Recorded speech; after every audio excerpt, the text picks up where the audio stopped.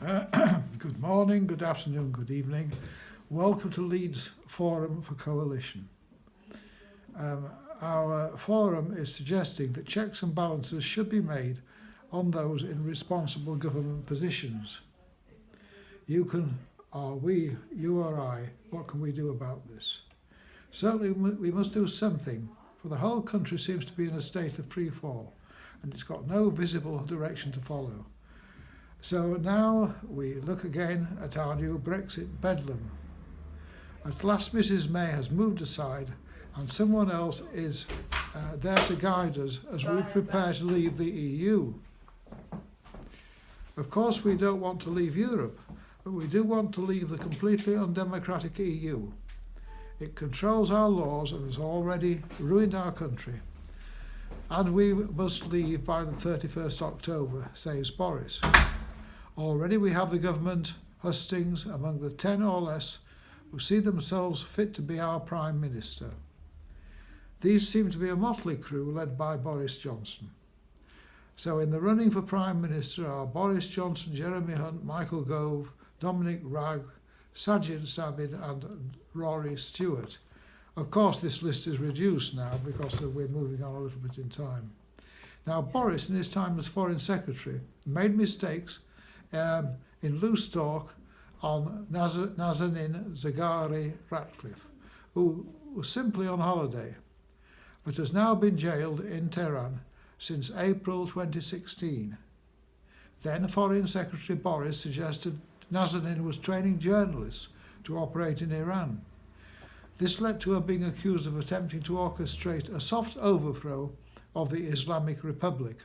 And since then, she has been held in Evin prison in Tehran and separated from her daughter Gabriella. Just for Gabriella, the little girl, she stays with her grandparents in Syria. And Nazanin is also separated from her husband, Mr. Ratcliffe.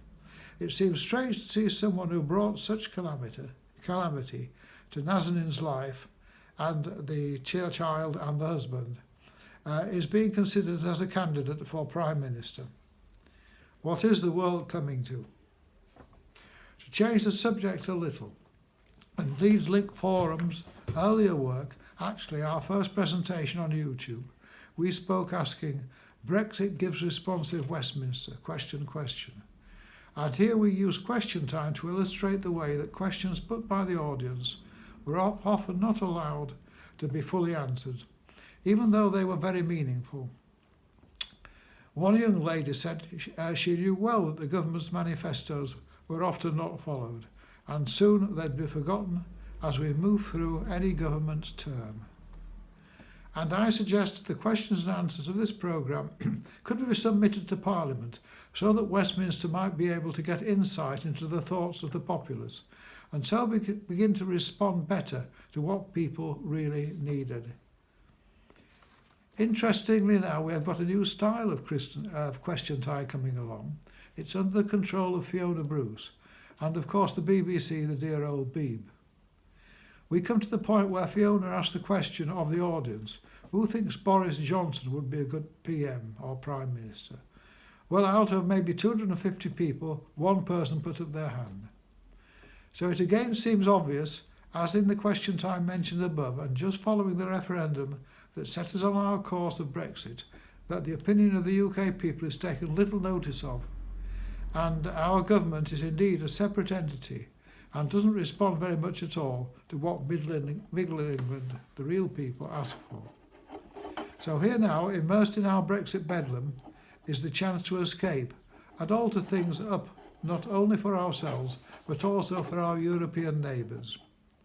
We can point the way for the old Euro project to come to an end and begin a new European project with countries using established currencies which have been reinstated and no longer allowing the one currency, the euro, to divide the 23 European countries. And of course it's doing, it's driving them into austerity. They can't regulate, the smaller business can't really regulate what's going on. Here's the chance to have national currencies and the realignment gained from their own currencies will give the chance for ordinary folk to trade happily together and have a much better chance to work their way out of the EU's imposed austerity. The taking away of people's currencies and natural lives, and this has been imposed on them for nearly 20 years now. They in the EU entity indeed know not what they do, or do they even care about the problems they cause for the people they govern? Or, to put it more correctly, they bully them into submission. In any country, checks and balances are vital. As governments make new, better rules, and these rules should work at all levels for poor and rich. An impossible dream, you may say, but let us all dream and work hard so this moving into a new age may bring new chances for many to better themselves. Also, we in LLFFC feel there can be no such thing as a disorganised Brexit. The need for trade will never allow this to happen, and a little time and good sense will see us through into many new opportunities. And our new Prime Minister has just been busy getting into the news again, I see, in the last couple of days. And we're now, I think, the 21st of June. So we'll just see what happens. He obviously has good ideas, but he tends to be a bit quick in his reactions when things come upon him and he has to make an answer. Maybe he will be a good Prime Minister. We hope, anyway, the selection process goes well, and obviously a lot depends upon this, so that the country can move forward in a sort of sensible way. And we also hope and pray that Europe itself will move forward and learn from our experiences as we learn from their experiences. And the centrist government of the EU is watered down to where it ought to be. It ought to be made into a democratic area. But I think at the moment it's very, very far from that. So thanks again for listening. Please subscribe to our channel, and we'll see you on our next video. We don't know when that will be. It's just something that happens as we see things happening in the news. Thanks a lot again. Bye for now.